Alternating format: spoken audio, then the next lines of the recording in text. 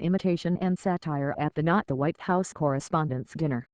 Samantha Bee's shadow version of Washington's gala event was a perfect alternative fact of the real thing. Washington, D.C. Are you guys having an okay time? Are you drunk? Samantha Bee, on Saturday afternoon, was a few segments into the comedic experiment she and her team at TBS had dubbed the Not the White House Correspondents' Dinner. Bee, energized by an all-woman punk band and surrounded by flags, podiums, columns, and other such symbolic decorations of the American presidency, was working the concert stage of the Daughters of the American Revolution Hall, just down the street from the White House, where the president was not at the time because he was instead in Harrisburg, Pennsylvania, staging his own alternative to the traditional Correspondents' Dinner. Bee's crowd, it turned out, was having a more than okay time. They whooped in reply to their host's question. They applauded, loudly. "We love you, Ashley." A group of women screamed from the concert hall's nosebleed section, as the full-frontal writer and correspondent Ashley Nicole Black took the stage for the first of her cameos in the show.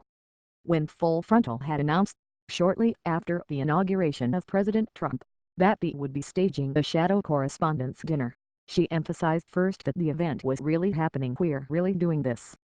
This is not a joke," and second that the show she intended to put on would be a relatively high-minded affair.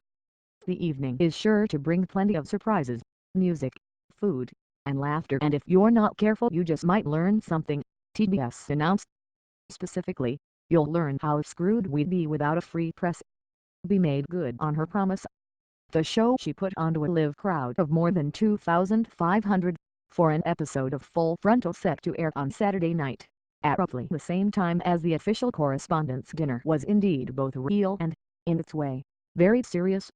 On the agenda were jokes about the president who is, jokes about the president who might have been, jokes about Breitbart and Pepe the Frog and Bill O'Reilly and the questionable humor of New Yorker cartoons, philosophical inquiries into the nature of fact and the true pronunciation of Steve Buscemi, and a series of cameos by celebrities you might expect to appear at such an event: Allison Janney, Will Ferrell, Andy Richter, and celebrities you might not normally hear.